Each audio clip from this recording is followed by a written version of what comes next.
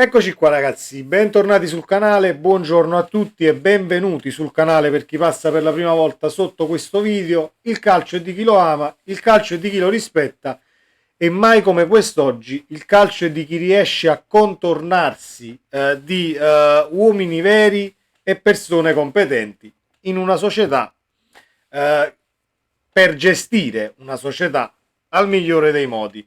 Ovviamente avrete intuito di cosa andiamo a parlare. Analizziamo la situazione Napoli per quanto riguarda il non calciomercato e l'ultima apparizione social del nostro Osimhen che risponde alle dichiarazioni di Mamuka Yugeli. Non funziona niente più, cari ragazzi. Prima di cominciare vi invito come sempre ad iscrivervi al canale, attivate la campanella delle notifiche per chi non l'ha fatto, così restate aggiornati ogni qualvolta carico un nuovo contenuto e cominciamo. Ne ho per tutti. Chi mi conosce da un bel po' e chi è iscritto già da un bel po' sul canale sa benissimo che sono una persona equilibrata anche quando sono arrabbiato tantissimo. Però è una situazione che comincia a scocciare anche me, che ho avuto tanta pazienza per quanto riguarda l'etichettare, ecco, l'operato del presidente, l'operato della società, gli stessi calciatori. Adesso io ho perso completamente tutta la pazienza che avevo. Partiamo dal calciomercato. Dopo il Monza è stato decantato, faremo mercato, risolveremo il Napoli, eccetera, eccetera. Noi abbiamo detto accettiamo le scuse, dovranno parlare i fatti. Fatti che non ci sono, non è successo praticamente niente a parte l'acquisto di Mazzocchi, il resto tutti i buchi nell'acqua. Salta Dragusin e il Napoli è su Gonge credo si pronunci, del Verona e Perez dell'Udinese. Profili diciamo sorprese, scommesse, chiamatele come volete, però almeno si spera che siano molto più uomini di alcuni personaggi che abbiamo in rosa, che in questo momento non fanno altro che buttare benzina sul fuoco. Di settimana in settimana, di giorno in giorno ne esce una, e io adesso comincio ad aver seriamente paura per il Napoli, perché è una situazione che sta andando vertiginosamente verso il basso e non si rialza. E appunto la storia che è successa ieri, la storia Instagram di Osimhen che rispondeva appunto alle dichiarazioni di Yugeli, che dicevano che praticamente Kvaratskhelia non andrebbe a giocare in Arabia nemmeno per $1 miliardo. Osimhen, ve lo dico adesso, andrà in Arabia, ha rinnovato perché comunque verrà venduto. Prima cosa, non hai scoperto l'acqua calda e lo sappiamo tutti quanti che il rinnovo di Osimhen è stato fatto per venderlo e non per farlo restare a Napoli fino a fine carriera. Punto primo. Punto secondo, invece di tutelare i vostri assistiti come si deve, cercate sempre capri espiatori in società senza guardarvi bene dentro e cosa vi esce dalla bocca. Ovviamente non sto giustificando assolutamente Victor Osimhen, che per me, e lo dico oggi, sarò duro, sarò forse fuori dagli schemi, ma per me lo si dovrebbe vendere adesso quando sta in Coppa d'Africa. Caro procuratore di Osimhen, presentati con l'offerta di qualsiasi sia la società, paghi la clausola e via da Napoli, perché con tutto il bene che posso volergli e tutto l'affetto che ci può essere nei confronti di Osi, uomo scudetto, uomo che comunque in ogni partita dà l'anima nella maniera più assoluta, però le troppe cazzate dette alla De Laurentiis secondo me vanno a pesare tantissimo sulla bilancia della serietà per quanto riguarda una società di calcio, perché poi vanno ad influire su rapporti tra calciatore, spogliatoio e società, vanno ad influire su compagni di reparto, perché in questo caso c'è una baruffa, se così la vogliamo chiamare, ma secondo me a Napoli si dice è una palle fang in questo caso. tra Kvaratskhelia ed Osimhen, o meglio, tra chi assiste i due calciatori, però di conseguenza andrà sicuramente a gravare sui calciatori, sulle prestazioni, credo, ma comunque sulle non prestazioni che ci sono state quest'anno, perché non possiamo parlare di prestazioni, è meglio prenderla a ridere. Fatto è che la società è completamente assente. Si è indetto un ritiro dall'albergo a Napoli e a Castelvolturno a fare allenamento. Per me non è nemmeno un ritiro, non lo sappiamo se si riesca con questo escamotage a riprendere una stagione. Il mercato arrivi o non arrivi, uno, due o tre calciatori nuovi, a questo punto non fa nemmeno più differenza, perché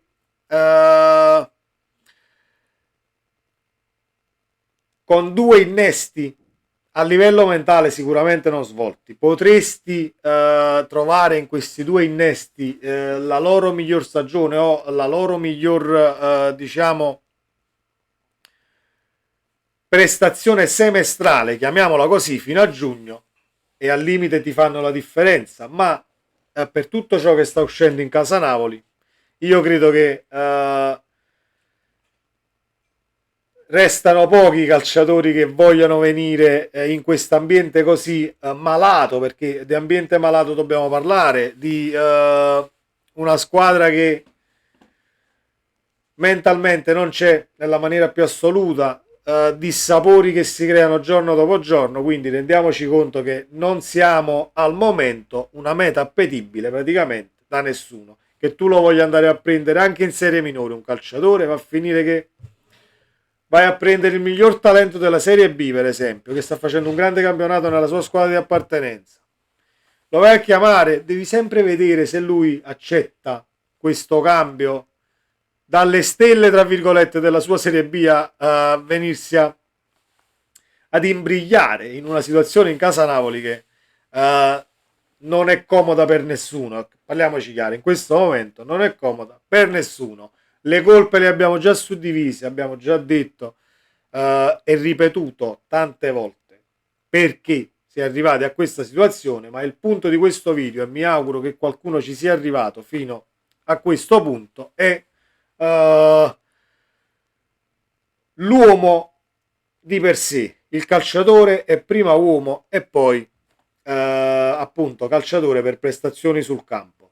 Ma siete di una pochezza così estrema, mi chiedo io. Cioè, mo tu Victor Osimhen, ma dovevi per forza rispondere così, poi con paroloni e offese da una parte e dall'altra, e qua non è che sto facendo Osimhen è colpevole e quell'altro è scagionabile, assolutamente, Jugheli.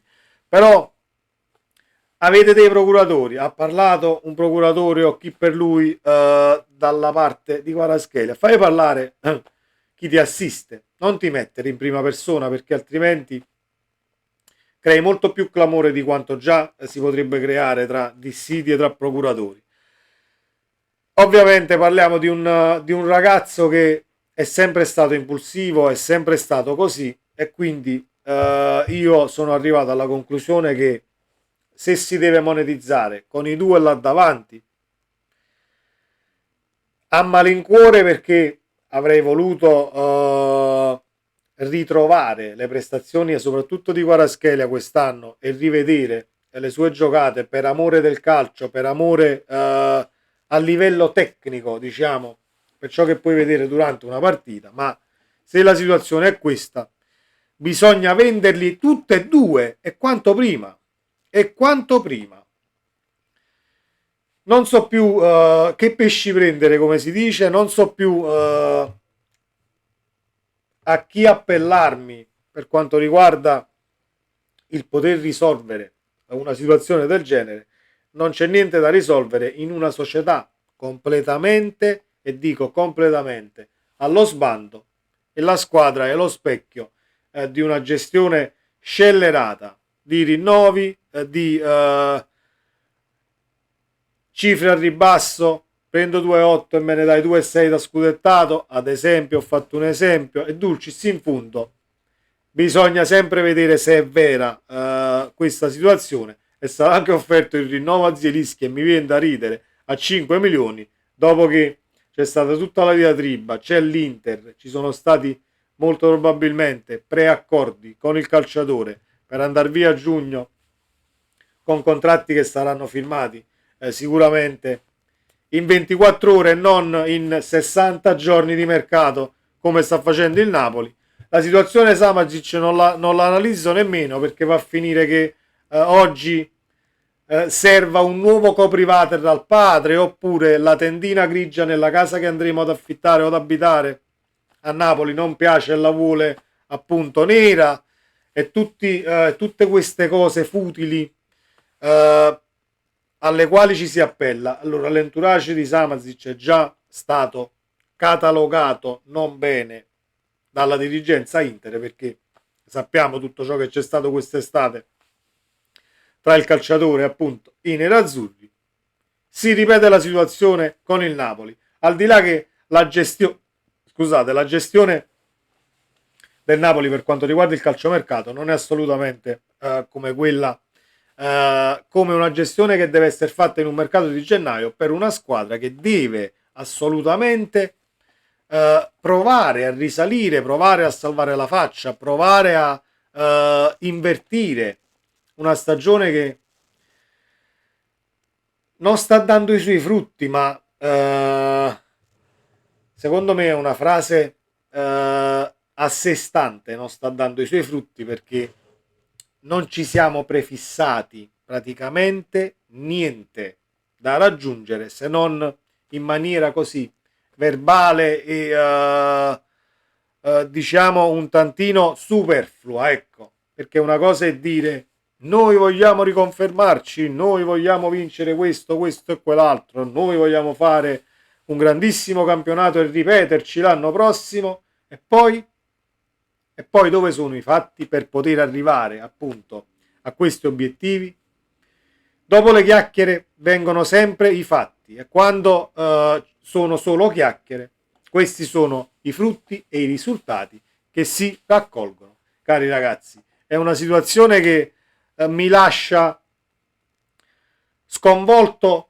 Ovviamente non lo do a vedere perché sono sconvolto mentalmente, sono sconvolto psicologicamente, perché non mi sarei mai aspettato un Napoli senza progettualità, senza sguardo verso il futuro, con tantissimi no ogni volta che ti presenti da qualcuno, e il motivo ci sarà.